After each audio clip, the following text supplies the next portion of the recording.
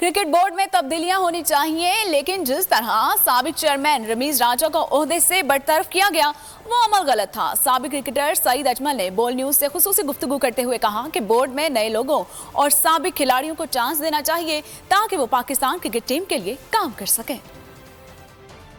तो तरीकाकार है वो बड़ा गलत था कि रातों रात किसी को हटा देना या किसी को लगा देना, सुबह उठ के उसको ये पता चले कि मैं अपनी जॉब पे नहीं हूँ।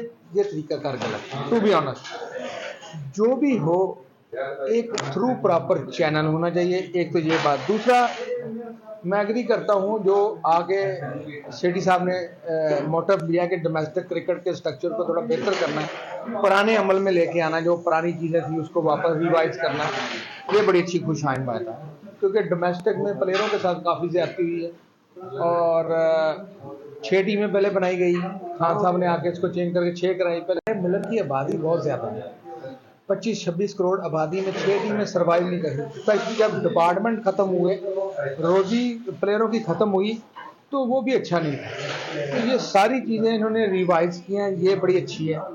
और मुझे लग रहा है ये जो नया स्ट्रक्चर है ये ज़्यादा बेहतर है बजाय कि जो लास्ट अभी हो रहा था।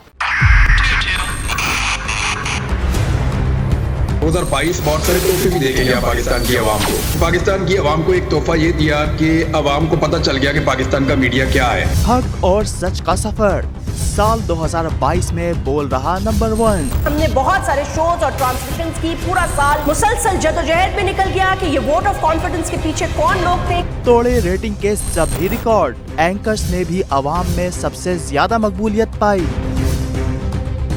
और सोशल मीडिया पर भी बोल रहा सब पर भारी।